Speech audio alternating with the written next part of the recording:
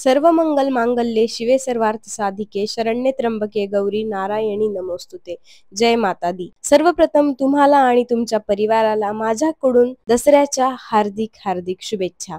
हे guys, welcome to day 17 out of 100. आज आहे दसरा आणि तुम्ही बघू शकता आमच्या सोसायटीतलं सुंदर असं डेकोरेशन. आजच्या नंतरनं हे परत नसणार आहे. वर्षभर या गोष्टीची आपण आतुरतेने वाट बघत असतो. नवरात्र, दांडिया, गरबा. आज मला दीपाने घरी जेवायला बोलवलं होतं कारण आज अक्षय नाहीये आणि आम्ही हास्य जत्रा बघत बघत जेवण करत होतो. त्यानंतर मी घरी आले. घरी आल्यावर छान रांगोळी काढली, डेकोरेशन केलं. अक्षय पुण्याला गेलेला आहे त्याच्या शूटसाठी आणि मी घरी एकटीच आहे. ऑलमोस्ट मी बऱ्याच सणावारांना एकटीच असते. काय करणार, आमचे फील्डच असे आहेत की आम्हाला हे सगळे कॉम्प्रोमाइजेस करावे लागतात. असो, मी इथे माझ्या देवबाप्पांसाठी नवीन कपडे, नवीन टोप, छान असा हार आणलेला आहे, म्हणजेच माझ्या लड्डू गोपाळसाठी. आणि इकडे बघू शकताय मी आता पूर्ण आरती पूजा करून घेतलेला आहे. छान अशी माझी पूजा आहे. सुंदर रांगोळी काढलेली आहे. तुम्हाला सुद्धा मी केलेली पूजा कशी वाटते हे मला कमेंट मध्ये नक्की सांगा.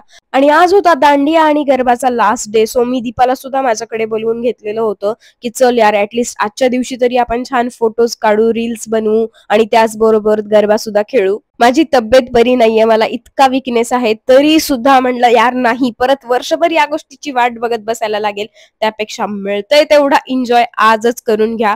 मस्त गरबा केला, धम्माल केली, खूप एन्जॉय केला गाईस. तुम्ही इथे बघू शकताय. आता मी काही म्युझिक वगैरे इथे नाही टाकू शकत कॉपीराइट्समुळे, बट तुम्ही बघू शकता यार किती मज्जा येते. आम्ही सगळे एन्जॉय करत आहोत. आमची सोसायटी खरंच खूप छान आहे आणि मला खूप प्राऊड आहे की मी या सोसायटीचा एक भाग आहे. कारण माझ्या सोसायटीमध्ये खूप छान सगळे सण सेलिब्रेट होतात. या आहेत भक्ती दिदी, ज्या खरंच खूप क्यूट आहेत आणि आम्ही सगळ्यांनी देन रील्स सुद्धा बनवले.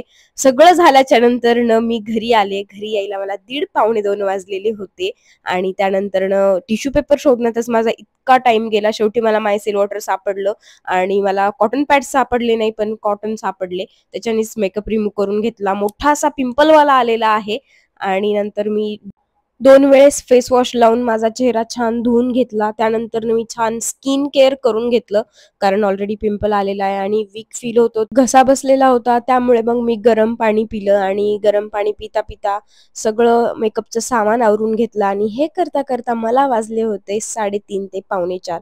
सो आजचा दिवस माझा असा होता. तुम्हाला कसा वाटला मला कमेंट मध्ये नक्की सांगा आणि माझ्या चॅनलला सबस्क्राईब करायला विसरू नका. जर इन्स्टा फेसबुक वरती पाहत असाल तर फॉलो नक्की करा.